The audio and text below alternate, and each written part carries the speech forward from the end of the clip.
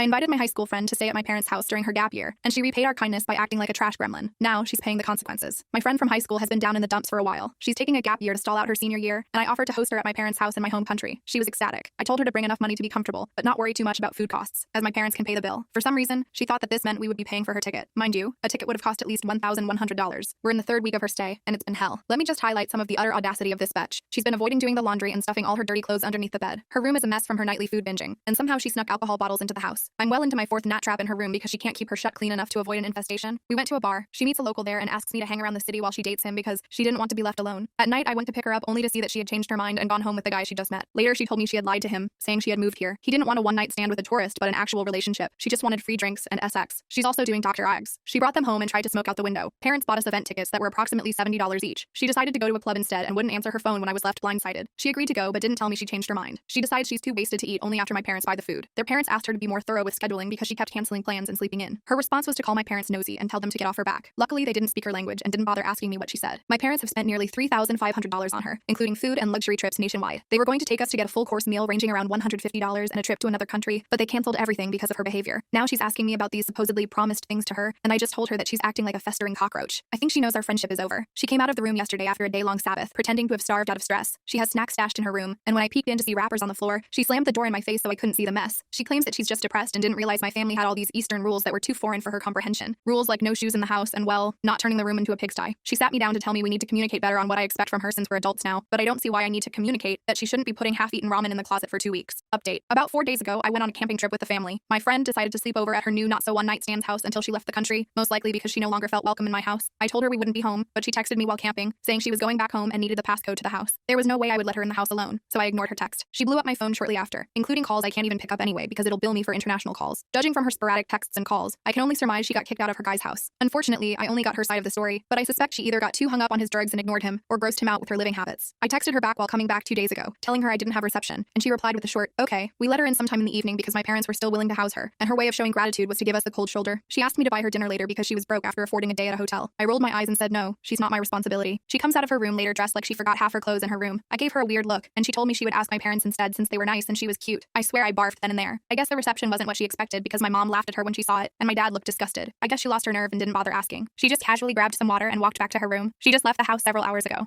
Because she's just been so out of her mind due to all the partying, she completely forgot it takes a good 1 to 2 hour trip to the airport, and she left the house in tears because she was late. She even had the gall to yell at me because I didn't remind her or reserve a bus ticket, and I told her she was 26, not 12 years old. If she can't figure out how long it takes to get to the airport ahead of time, then she's not mature enough to be doing Dr. Eggs. Lo and behold, she missed her flight and lost her wallet at the airport in the chaos. She's out of my hair now, and I'll probably never talk to her again. It was so stressful initially, but towards the end, I just didn't care anymore.